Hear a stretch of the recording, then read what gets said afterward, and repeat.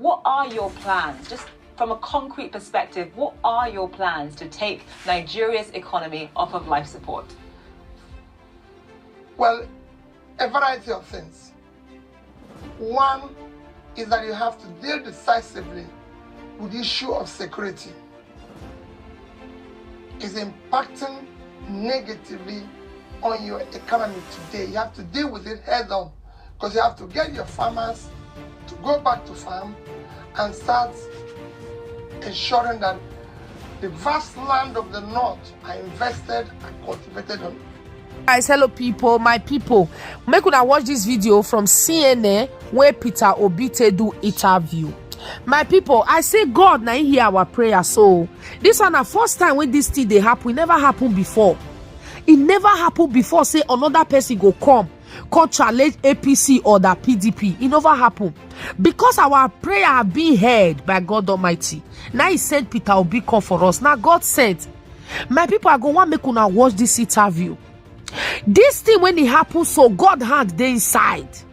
I am telling you the truth. First time for Nigeria youth to unite and fight for one cause. I am telling you. This man have done it before and he will do it again. If this man become Nigeria president, that name called Giant of Africa, we will not be ashamed to bear that name, to say it anywhere. We will be very proud of our country. We have a very great country and a rich country as that. But our problem have always been these people, these looters, these ruler, people like Tinubu, who have been ruling that country, who have messed up Nigeria, who have taken Nigeria to the state of emergency that Nigeria is right now. Tinubu, and he still stand and said, as far as he live, he's still going to rule us by force. And even when we are saying we don't need him. Guys, I will want you guys to watch this video till the end. This man, let's do everything by everything to support this man. Let's try something new, guys. This is the first time. Let's try something new. I am not doing this for my selfish interest or anything. I'm doing this because I care about you people who live back there in Nigeria. I am telling you, we cannot afford to always give a news of Boko Haram Fulani hit me, Boko Haram Fulani hit me, and with that, these people doing nothing, saying nothing. I am telling you, we cannot afford to live like this. We can't continue anymore. Our country is going. Like, guys, this country is going. That's why I pity people who take bribe from Tinubu. What can that man do for you? That man is old, for goodness sake. The other man have ruled before, and he almost sold out Nigeria. The other man, Atiku Abubakar, almost don't give out Nigeria, my people. And all of us here and we see him. We will not even be told. We saw it with our two naked eye happen in our present, right? This same person, after some years again, want to become your president. Suffer not they tire you. Let's try something new. God hand there for this Peter Obi matter. Believe it, take it or you leave it. If not the prayer when we don't they pray, all the rabababa sakata toto, when we don't they pray to God, say God help our country, rescue us from the hands of these rulers, these dictators, people like Tinubu and Atiku and many more. Help us, and God finally hear our cry. And today you want to mess the whole thing up. May God help us all. Watch this video till the end and share. My name is Jama First Lady. Hi. But there will be a clear, visible, measurable attempt to dealing with it. And they're things that are solvable. They're things that can be dealt with decisively. But you have to have a leader that, if you look at what he's been able to do in the past, you can say yes. If indeed you do become Nigeria's next president. Nigeria, as you know, is broke. It is barely able to service its debt. It spends so much more than it earns. What are your plans? Just from a concrete perspective, what are your plans to take Nigeria's economy off of life support? Well, a variety of things. One is that you have to deal decisively with the issue of security. is impacting negatively on your economy today. You have to deal with it head on, because you have to get your farmers to go back to farm and start ensuring that the vast land of the north are invested and cultivated on. You have to start pulling people out of poverty as quickly as possible. You have to reduce aggressively cost of governance and deal with the issue of corruption. Anyone who knows anything about Nigeria knows that it has this embarrassing reputation of, despite the fact that it is Africa's largest oil producer, it imports refined fuel.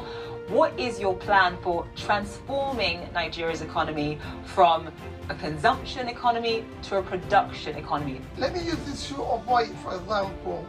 There's no reason why our refineries cannot work.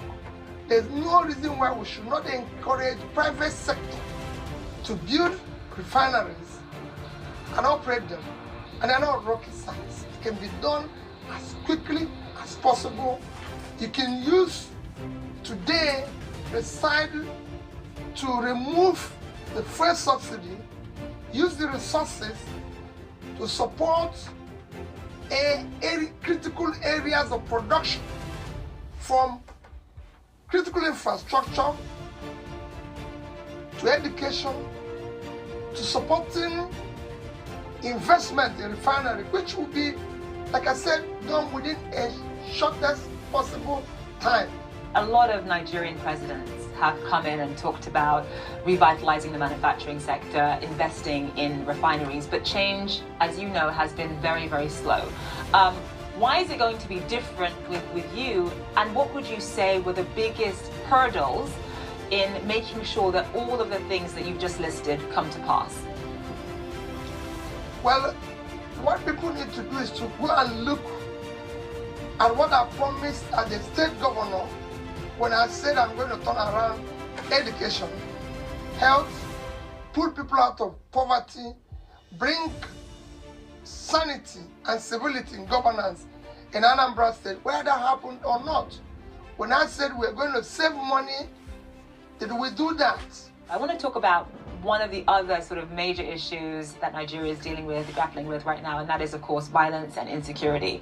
You can barely travel from one part of Nigeria to another without fearing for your life. And I'm talking about kidnapping, I'm talking about banditry, I'm talking about terrorism, I'm talking about Boko Haram. What is your plan for that? You know, I did say that initially that what we need to first set down is issue of security. Because unless you have security, the farmers can't go back, you can't attract investment, nobody will ever want to go to an insecure place. And you can deal with that. There's so many, you need to do a lot of work, reorganize your security architecture, ensure that there's multi-level policing.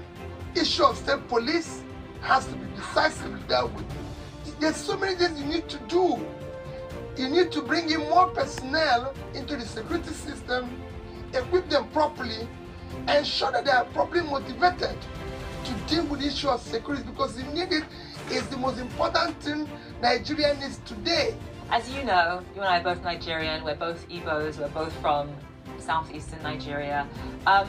Nigeria is a very hard country to hold together. You've got 200 million people, so many different tribes, so many different competing interests and ideas. And when you think about the fact that, you know, you're from the southeast, how easy is it going to be to rally Nigerians perhaps from the north behind you? That's got to be on your mind. That is what it was yesterday. Another problem, because we have been able to elect people based on ethnicity, religion, my tongue, connection, or one form of bias or the other, which brought us to where we are, or structure, which always says structure of criminality. That is what we want to dismantle now, and ensure that the next election is based on character, capacity, competence, commitment to do the right thing. Nigeria is